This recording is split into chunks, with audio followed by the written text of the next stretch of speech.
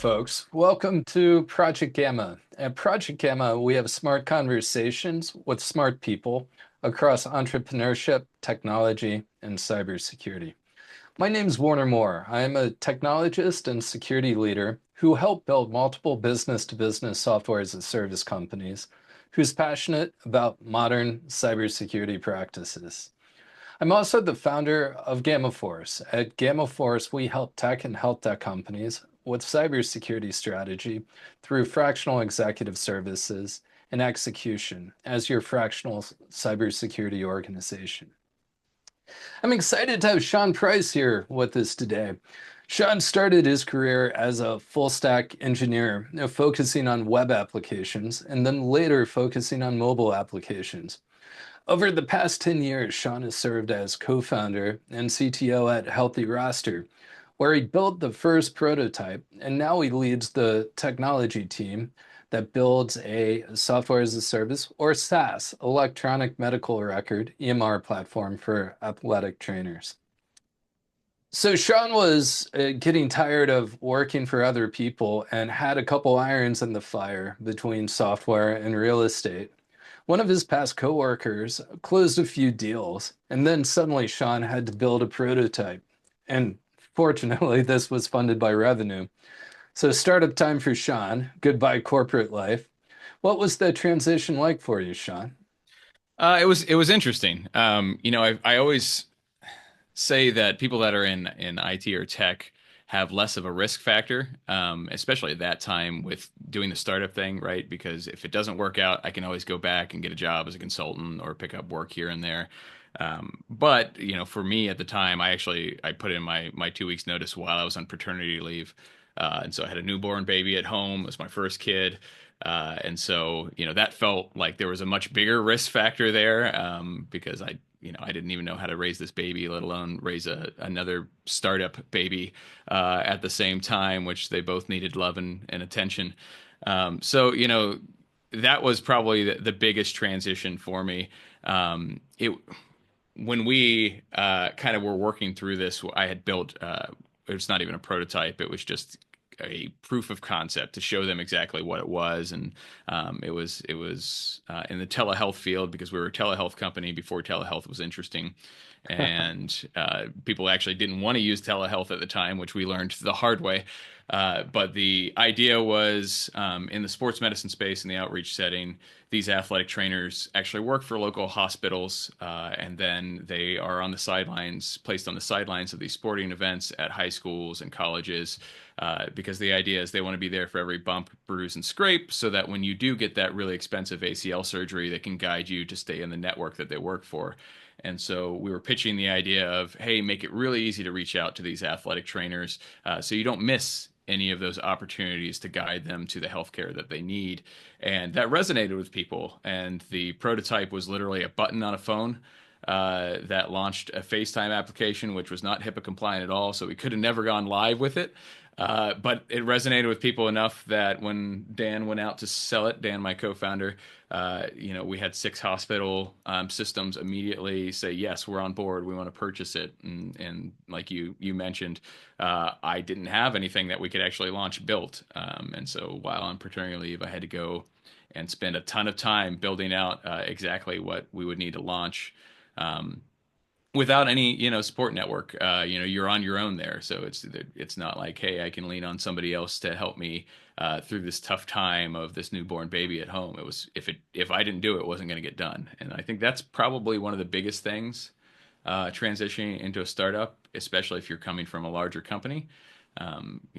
Hey, if somebody doesn't get their job done, there's usually somebody else to come in and pick up the slack. And if you're in a startup, if you don't do it, it doesn't get done. And really transitioning to that ownership mindset of everything. So yeah, that was probably the biggest transition step for me. Yeah, I like that. For some people, it might sound like the wrong order of events, right? I sold the thing, then had to build it. And I think we don't talk about the importance of that order of events in the startup ecosystem enough. Often we're talking about getting VC funding, getting outside capital, like building things, no customers, right? where getting customers first is the exact right thing to do. And even better, not only was Shawn and his co-founders able to build the product, they had money to do it. And then that foundation is even better positioned for outside investment if it makes more sense. So 5 years in 2020, COVID hit, and Healthy Roster was focused on athletic trainers working with sports teams. Suddenly, no more team sports. How do you keep the business alive? Yeah, it was I wouldn't say hit or touch and go there. It wasn't quite that bad, but it was something where um, the writing was on the wall. We had taken VC funding by that point, and so yes, we were had revenue, and we had crossed the $1 million mark in annual recurring revenue, but it wasn't sustainable in and of itself yet, and so we were concerned about a slow year and what that would mean for us, and it was very clear that we weren't going to hit our numbers that we wanted to on selling to athletic trainers because people weren't hiring athletic trainers. Athletic trainers were getting laid off.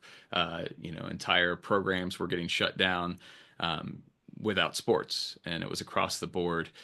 We had the year prior launched a mental health screening platform for our sports medicine EMR because that was a huge issue in sports was especially in the collegiate sports where uh, these athletic trainers weren't really equipped to handle the population health management of mental health. They didn't have the tools in place, and a lot of the procedures they just didn't know. And so we had launched this mental health screening platform that had resonated a lot with people. And the PGA Tour actually was doing a large push around mental health, and we had talked to them about rolling that out just before COVID hit. And when COVID hit and everything shut down, um, and the PGA Tour was trying to keep operating because they're outdoors. We can keep, doing our thing, but we have to put all these protocols in place. They reached out to us and asked if we could adapt what we had built around mental health screening for COVID screening so that they could have a system in place to make sure everybody was healthy and safe. And, we had built it out in a flexible enough way that we felt like, yeah, okay, we can make some changes here and make that work. And sure enough, we did. And that picked up not just with the PGA Tour, but with all of our other customers that were suddenly trying to get back to business as usual. How are they going to do that with all the safety protocols in place? And so that was we knew going into it that that was short-term revenue. We knew this is not durable. We can't book this as annual recurring revenue year over year. So we've got to keep this separate on our books, but it's operating revenue at the end of the day, and that's what we needed at the time because people weren't going to fund us based on our other sales, right? So we need to keep the doors open somehow, and that really took off for us, almost too much. To the point where we weren't, built for that. When we launched that mental health screening platform, that was something that they would send out at the beginning of the year and quarterly. And so the numbers that we had kind of built this platform to handle,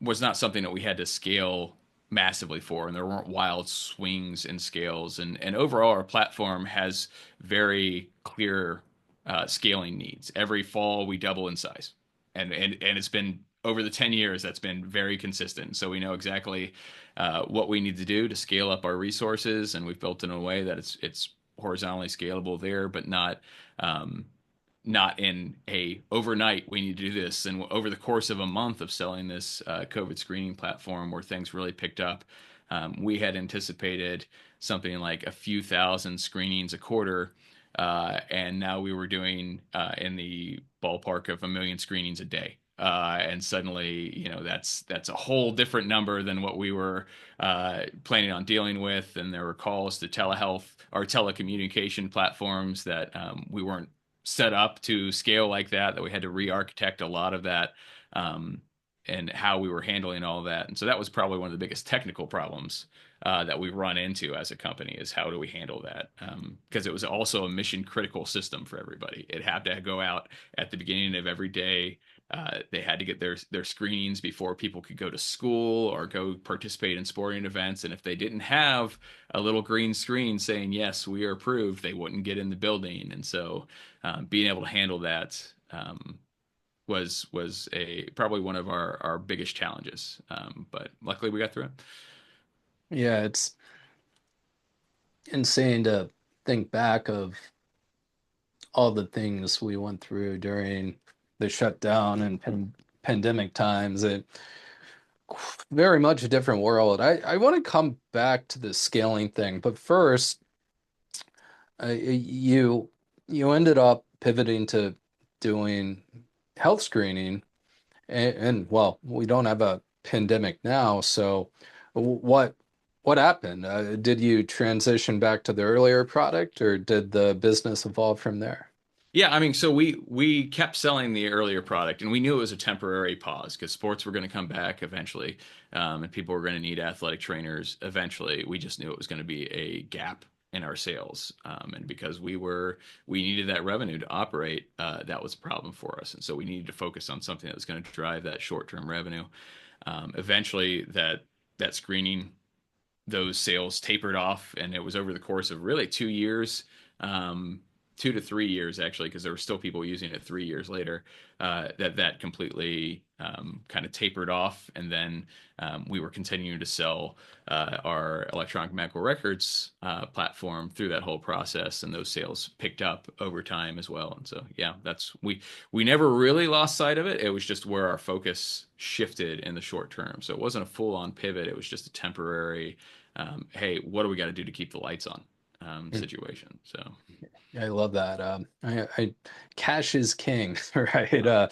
I know entrepreneur, serial entrepreneur who often serves as CEO, and he has this anecdote about how he learned to always check bank accounts, right? Not just the P&L or the accounting reports.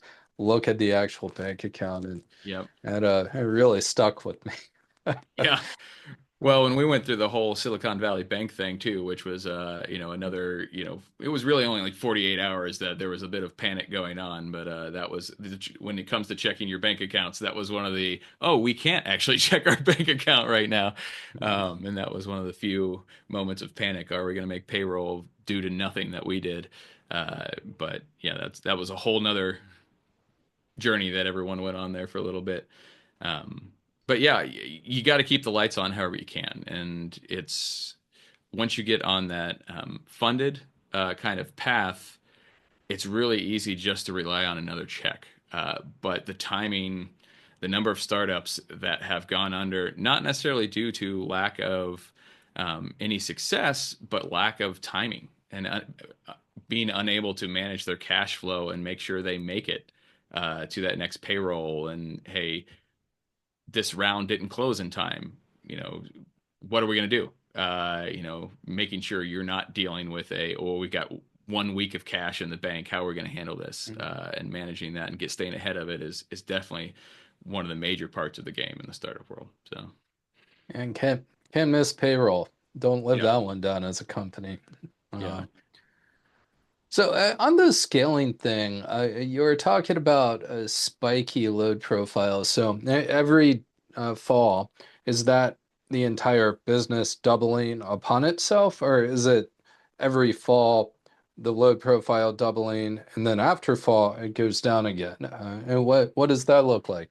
Yeah, so it's during the fall we double um, over what our traffic is going into the fall, and then it usually settles in at about 3/4 of that total, and so it's like a 25 endured, long-term increase, but we double for the August and September timeline, and then by October, it typically kind of tapers off to, 175% of what it was before or whatever. Hmm. So going into that, so. Yeah, so we don't need to. We know we need to spike up resources for a short time, and then we can back off it a little bit. But we just know that it's pretty consistent for us, and that's around fall sports because that's where our business is. So it always I works guess out that way. football. Yeah, football is the big one at the end of the day, and especially with summer, nobody's doing anything over the summer, but then going into to those fall sports with football, that then they need to do something because it's largely around the high school setting. It's evened out a little bit more now that we're in the pro settings and the college settings where they do a lot more over the summer. We do some occupational health stuff. The athletic training market has moved into that side of things as well. Injury prevention is a big part of it. And so that's year round, 24/7, actually, which was another thing that we had to deal with. It used to be at night, nobody used their product because nobody was playing sports at night. But now we're across the country and we have people using it 24/7 around the clock. And so trying to have zero downtime has been an important part of our architectural decisions as well. So Hmm.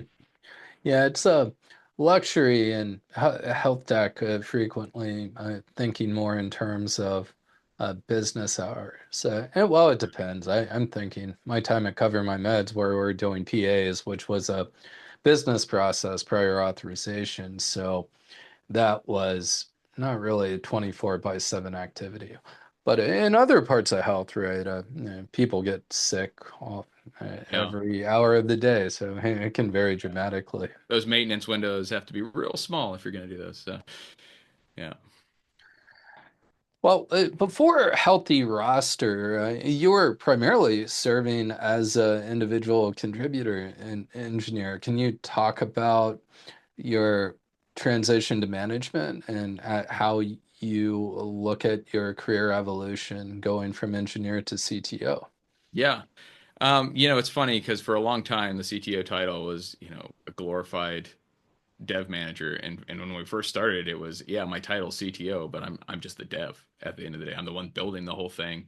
And so yeah, like you said, I was an individual contributor. I had led small teams, as a consultant, but it wasn't one of those things where I was worried about strategy a ton. It was, hey, I'm building things or I'm supporting other people building things slightly. But as we moved into Healthy Roster and over the years, it was probably I was very heavily into the dev for the first 5 years, I would say, of the company. And then, um, I started slowly backing out of a full-time dev role, whereas the last probably 2 years, going on 3 years, um, I've maybe written 3 lines of code during that entire time period. I still involved in a lot of the technical discussions and decisions, but I am not the decision maker around architecture at this point. And a major reason for that is because I hired great people to work with, and I trust them and their decisions. And yes, I'm going to act as a sounding board, but I don't need to tell them what to do. At the end of the day, I my role moving as I bring on great people that can do things better than I could have done them. My role then becomes strategic. Okay, how do I make sure everybody's working in the right direction? Because I am the technical side of things. I'm also the product side of things. I've been in charge of a product since day one, and actually what we build. And it's actually been helpful to focus more on the product and be less in the implementation of that because it allows me to not think about why it's hard to do things and more think about what do we actually need to do. To be successful as a company, here's the problem we need to solve. And it's real easy when you're the one that has to actually do that work to say, is that really the problem we need to solve when it's a hard problem? And it's going to take a lot of work to get through that. Um, it's a lot easier now that I'm just like, I know this is what's important for our business. Let's figure out how we do it. And you're smarter than me, so figure out how to do it. At the end of the day, I hired Alex, who works as our director of engineering. He's just very good at both um, running the team and actually being a technical resource as well.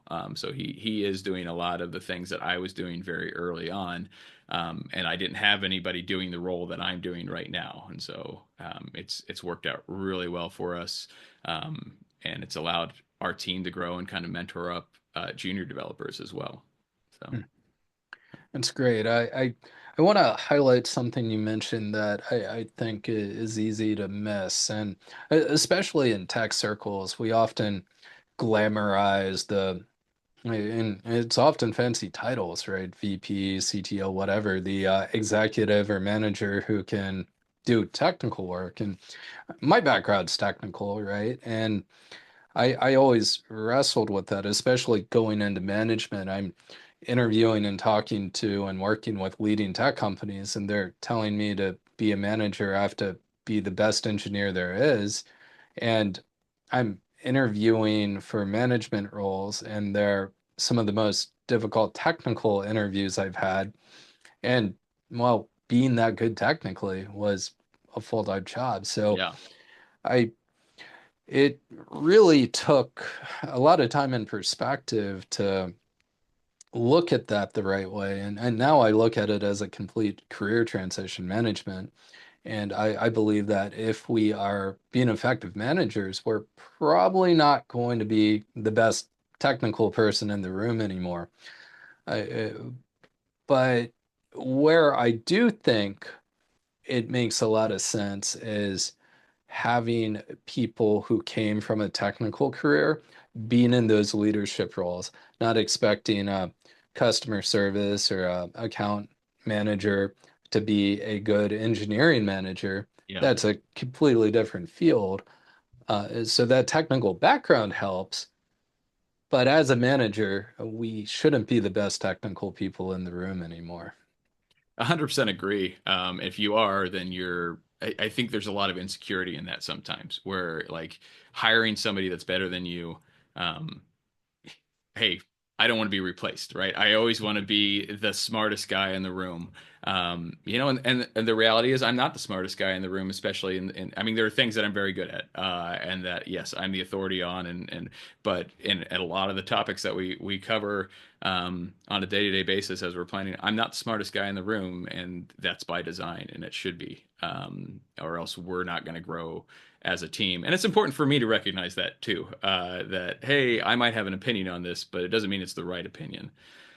It's being a good manager is a choice. Like, you have to lean into that. And I was just talking about this with my director of engineering, the other day on our one-on-one, and he was talking about this actually, because he does a great job of mentoring the juniors on his team. He's very good at that, and it, I've always felt like leadership. There's something innate in that a little bit, where it's not something you necessarily uh, have to grow and work on. I've always been a natural leader. I was a poor manager, by default. And I think there's two different things. Like, leadership is very situational to me. I played sports in high school, and I could come into the huddle and rally the troops, right? But that doesn't mean I was great at managing people day to day. Because management's a slog at the end of the day. Leadership is exciting, and it's getting out there in front, and telling people where to go, and going through a crisis, and that came naturally to me. Making sure the team was effective over the course of the year, when things are boring, but we still need to move forward, that didn't come naturally to me. And that was something I had to spend a lot of time working on. So, Hmm. I like that. I've worked with few executives who are also good managers. It's rare where a president or a CEO or whatever is an effective manager. But the most effective executives I've known and worked with are good managers too. And I think we love to culturally glamorize leadership. It's like, but when it comes to the hard work that's necessary and just as important and not valued culturally, the management work, um, if that's neglected, that's a challenge. yeah. There's a book called Hard Thing About Hard Things by Ben Horowitz, of Andreessen Horowitz. And you could say a lot about them as people, whatever. But from a book standpoint, I had a lot of really interesting things. And he talks about the kind of the wartime versus peacetime CEO. And I don't think you necessarily have to be both, but it is a different hat to wear. It's a different way of operating. Sometimes you have to make really hard decisions and put on that leadership hat when you're in wartime CEO. When, hey, COVID hit, and we need to figure out how we're going to pivot in a very short amount of time. That tends to be more of that leadership hat of how are we managing through this crisis? How are we getting over the hump? And then, okay, we got out of COVID, and now we're back to the slog of we're doing a massive rewrite on our front end, because we've been we haven't paid down enough technical debt. And that's what we've been working through for that past 2 years and are just coming out on the other side of that. And that's the management side of it. But that's what keeps companies growing and keeps it moving forward at the end of the day. So So your team now, you're acting as a CTO, you have a management team. How do you help your managers be effective? Because it's hard enough going from an engineer and into a manager and not fiddling with the technical stuff. That's a well, at least for me, it was a yeah. huge shift. And then managing managers is a whole another big shift. What are some tips you have for that? Yeah, I think at the end of the day, as you move up, your role moves less from tactical and into strategic. And it's interesting because we're not that large of a company, but even in a company our size, where there's at least one layer of management underneath me, like reporting up to me, it's all about clear prioritization and understanding what the overall goal of the company is, and the strategy. What direction are you trying to take people in? Because that's the only way you can make sure multiple teams are all working in the same direction if you know where they're supposed to go. And going back to book recommendations, there's a book by, I think Melissa Perry is her name, Escaping the Build Trap. And it's the best product book I've ever read. It's not that long, and it's not that complicated. At the end of the day, it's not deep techniques or anything like that. The core concept of the book is you've got to know what direction you're supposed to move in, because otherwise it's too easy to become an order taker managing the product and be like, hey, everything suggestion comes in and then the newest one is the most important, and whatever the CEO says is the most important for that day because they thought of a new idea. Suddenly that shoots up to the product backlog or the top of the product backlog, right? Mhm. And that's what happens if you don't have a clear vision for where you're trying to go. um, and so that's my role at this point, is making sure the dev team, the product team, kind of QA team, the roles, and even our customer success team knows what's most important to work on day to day, because that's the direction the company's going in. And if they know what they need to work on and they have the resources to work on that, they're super effective. The moment nobody knows, they're not quite sure what's important, what's the most important thing, um, that's when we have problems. And so, yeah.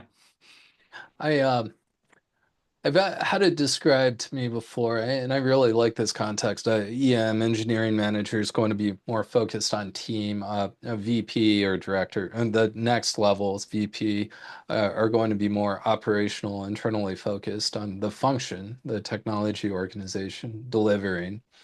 And then the executive, the CTO, is more external facing. Mhm. Building the team, ensuring that the culture is curated, looking at the market, where is tech and product and industry going, Yep. actually working on strategy, working on the business, on the Mhm. product instead of in the product. And I think that's I really like that context because it's so easy to get focused on titles and progression, but really, what are we doing in the end? And if we're not helping our teams be effective in their roles, well, we're all going to fail. Right. And it's just another layer of strategic, right? At the end of the day, um, if you have two, three VPs reporting up to you, you got to make sure that they understand what role their team is playing in the grand scheme, and you don't have to tell them how to do that. You just need to make sure they're working in the right direction. And if you do have to tell them how to do that, probably not VP material at the end of the day, and you need to revisit that role because they're not ready to be strategic yet. But um, just making sure everybody is pushing in the same direction and have the resources that they need to get there is in my mind the biggest, for my current role, the biggest thing that I can do.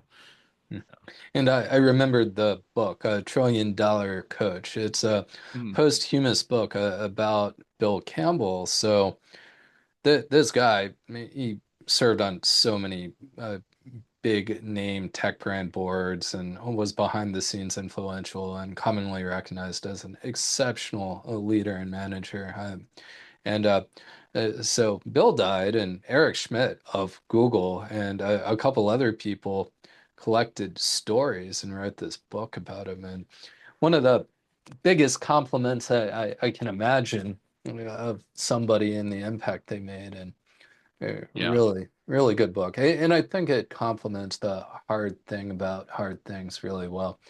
Overlapping stories too, because sure. Horowitz, right? Due to Yeah, or Mark Anderson created Netscape, right? So it's yeah. There's a the lot of yeah. same crew. Hmm. Well, cool. Yeah, I want to come back to spiky scale because Sure. we talked about it as a problem, as something you're managing, but we didn't really get to how you solve that. How do you approach your spiky scale? Yeah, I mean, so the ideal situation is you can build things to be, infinitely horizontally scalable, right? Like, yeah, just throw more resources at it and you'll be all right. There's usually some sort of um, single point of failure where that falls down. It's usually at the database level or what have you. And so for us, that's really where it was. We had two things. We had things that were happening from a queue perspective to where we were publishing stuff to a queue and um, it needed to happen at a certain time of the day. And okay, now we were publishing 100 messages to that queue all at 7 a.m. because that's when all these surveys needed to go out. And they were each sending, 20, 30,000 surveys a piece, each of those messages. And so it was getting backed up. When, okay, now that we're at scale, we've got to parallel that as much as possible, right?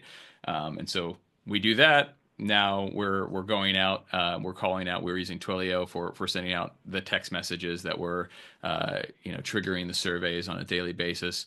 And then Twilio was turned around and calling us back. And so we've parallelized all this. That wasn't all that hard because it was asynchronous through a message queue. But now Twilio's sending us and flooding us with millions of messages in a short amount of time, right? Which is fair because we just flooded them with a ton of messages as well.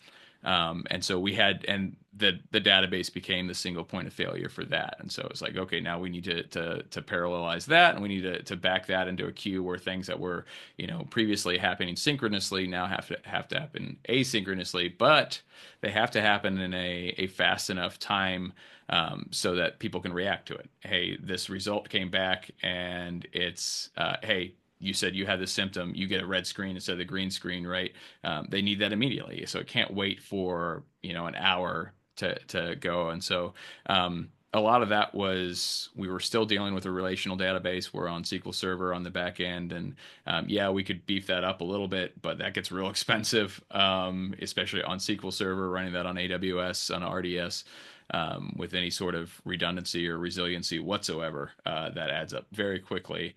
And so it was a lot of just refactoring how quickly we could read and write and how quickly we could process these things. Could we move more up into actually out of the database layer and into a logical layer, which we could scale horizontally? And so it's very simple read and writes versus trying to actually do any sort of processing as part of those read and writes. And so it almost turned some of those tables into kind of NoSQL document repository tables where it's as simple as possible. It's a quick read, quick write.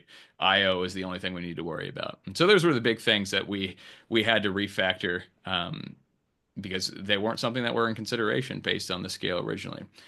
I would say it was still the right decision for us not to factor those into the scale concerns when we were first writing it because it would have been premature optimization. We would have spun a lot of cycles when we didn't necessarily need it. And we've had things that we've built that did not that take off like that. And quite frankly, we've had things where we built it expecting it to take off, and so we spent a lot of time worrying about performance. And sure enough, we never needed any of that, and we ended up scaling it back for simplicity purposes. And so I would not do anything differently than what we did, given the situation. But it was just a matter of, okay, you can't back yourself into a corner, I guess, is that's how it comes down to it. Don't assume you're never going to have big scale, but you don't have to architect for that up front. You can make some changes after the fact, as long as you haven't put yourself in a corner and and you have no way out. So I think the big thing is being thoughtful about it. Because some things, some engineering problems are so difficult to solve retroactively. I think a really good databases, right? It's really easy to think of times in our careers where we've been in environments where the answer is we need to test in production, and because it's the data set, right? And then we have mismatch in schema between test and production and data seeds. And so I found that getting at least the fundamentals in place early, tracking schema, having a changes for configuration data sets go through dev, through prod, and having workflows for that. Now, not necessarily engineering or building every part of it to high maturity, but getting those incremental steps in place. And I think that's how I at least approach a lot of problems, not only in technology, but in business. It's like, well, we don't necessarily need a big, heavy-handed process, but do want the framework of it in place so yeah. we can iterate on it over time. Well, and it's you always have to have the appropriate framework in place for your size, right? It doesn't mean like you don't want to go through the motions and check boxes just for compliance purposes, right? Mm. You know, going through like the SOC 2 process, and getting, our SOC 2 type 2 and all of that. At this point in our company, which is not that large, and quite frankly, even now it's not that large. But when we were 5 people and having to go through this same process, some of it seems absolutely ridiculous, right? It's like, hey, I need to submit an access request, and then I need to approve the access request in order to have a process around access management in place. But having that in place means, okay, now when you actually do add more people, you're not inventing this from scratch, right? And I think that's I think you're right. Having that process in place, understanding just overall change management, and actually having a change management process in place from day one. And that is something that we did from day one. Is around, hey, nothing went into production without somebody else looking at it. I was the original developer that worked on it, but we hired another developer very early on, and hey, code review across the board. And it's just best practice, works better for everybody.